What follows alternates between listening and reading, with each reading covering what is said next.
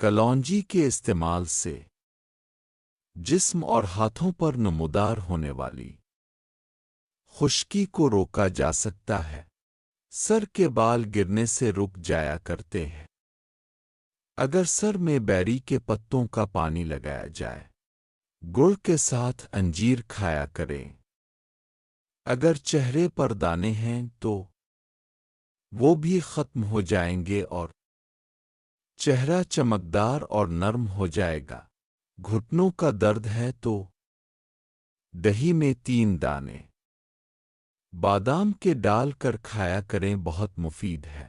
اگر جسم ہر وقت سست رہتا ہے تو 1 گلاس پانی میں ادرک اور لیموں کا رس ملا کر پی لیں، بہت مفید ہے۔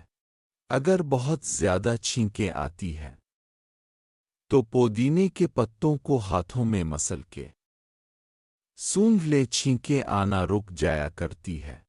اگر کام کے دوران ناشتہ نہیں کرو گے تو جسم کمزوری کا شکار ہوتا دکھائی دے گا۔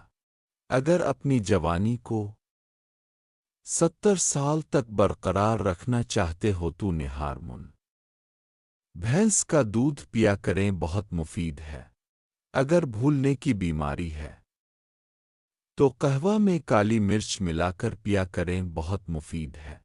کوشش کرو کہ ہر کھانا کھانے کے بعد تھوڑا سا کالی مرچ کا سفوف چاٹ لیا کریں، ایک تو کھانا جلدی ہضم ہو جایا کرتا ہے اور دوسرا پیٹ میں اپھارا اور گیس نہیں ہوگی۔ کوشش کرو کہ کھجور کے ساتھ 1 دانہ انجیر کا کھایا کریں، دمہ کی بیماری کے لیے بہت مفید ہے۔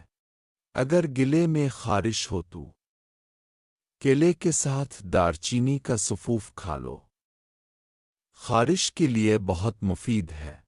روزانہ رات کو گڑ کھا لینے سے ہاضمہ ٹھیک رہتا ہے۔ دیسی پالک کا سالن پکا کر کھانے سے چہرہ خوبصورت اور نرم ہو جایا کرتا ہے۔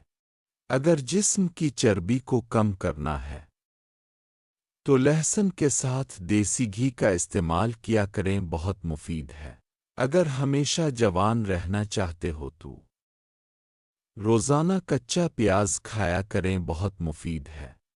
جن لوگوں کا پیٹ باہر نکلا ہوا ہے یا پھر چربی زیادہ ہو یا موٹاپے کا شکار ہوں تو انہیں چاہیے کہ سورج مکھی کے تیل قطرے رات کو ناف میں ٹپکا دیں، چربی بھی کم ہو جایا کرتی ہے، پیٹ بھی سکڑ جائے گا۔ اس کے علاوہ اگر وقت خاص کے وقت ناف میں 3 قطرے ڈالتے ہی ساری رات تناؤ بڑھا رہے گا اور ہم بستری سے بھرپور لطف اٹھاتے رہو۔